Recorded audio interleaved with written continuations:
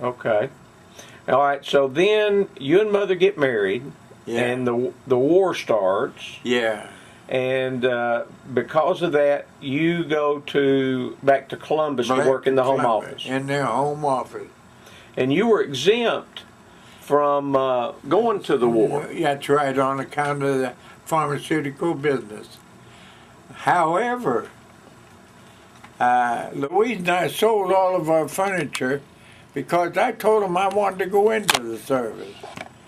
And I got accepted into the Navy, but never got called. And when it come time to call me, I was at an age where they wasn't taking them, and beyond that age. So I didn't get into the service. None of our family was in the service. Paul wasn't, Edward wasn't, Irv wasn't. But because on account of the work that they did. Now, being in the steel mill, you built tanks and things like that, so you didn't get into the steel mill. And Paul worked for an aircraft company in Columbus, Ohio. He made airplanes. Yeah. And so... Now, did you say... All right, so you were accepted to go to the military, but you really didn't have to go because of what you did. That's right. That's exactly right. Okay. All right, so now the war ends, and of course, after the war, Teresa was born right before the war started. Yeah. And then right after the war started, I was born. Yeah, you were born in Ohio. I mean, after the war ended. She was born before the war started. In Tennessee. And I was born after the war was over in Ohio. That's right. All right, and then when did you move back to Chattanooga? Do you remember the year? I don't remember the year that we moved back, but Bob Workman says we're going to reestablish our branch in the South.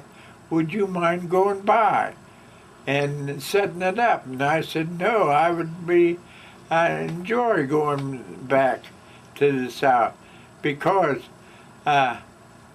Teresa would come from Columbus to Chattanooga to visit her grandparents. Mm-hmm. And she got into Atlanta, and they couldn't, the planes couldn't leave on account of the weather conditions, so she stayed with one of the ladies that worked on the plane. One of the they call them attendants. Hostess, yeah. Yeah. And the lady that lived there lived in Tennessee, I think at Harrison, if I'm not mistaken. And she brought Louise up to her mother and dad's on her way to her home.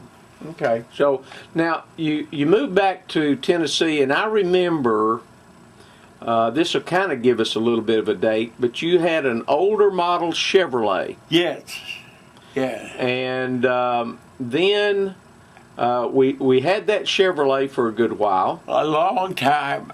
And you got a brand new 1956 Buick. Yes. Blue. Yeah. Red. Red? Red. Okay. But you had that Buick. Yeah. Is that right? Yeah. Okay, and that was in 1956. And boy, that was a good car. Yeah. I turned that car over to you at one time. I seemed like I remembered it, but I don't know what made me think it was blue. No, I don't know either. But it was red, and I wished I had it today. No, wait a minute. No. The 56 Buick was blue. The 1968 Buick Wildcat was red. That's what Wildcat's what I... That was the red one. Yeah. But the one in 56 was blue. Okay. Remember that one? It didn't have power steering. Yeah, that's right. Didn't have power brakes. No. Okay. But it was, boy, it was pretty. I remember, and we went to get it. And I think we went someplace. You bought it someplace in Alabama or Georgia? Yeah, in Gadsden, Alabama. All right. And on the way home, it made me real mad because you said to break it in, you couldn't drive it more than 50 miles an hour. Yeah. And that's as fast as you'd go in it. That's right. And another thing too, that I thought, now this motor isn't running as smooth as I thought it would.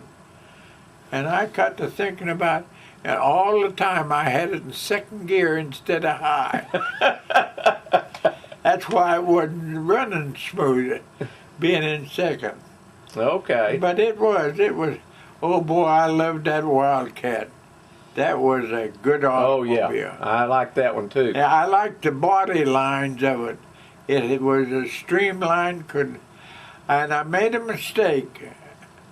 I should have taken $2,000 anyway. That's what it would take, and redone the Wildcat, but I didn't.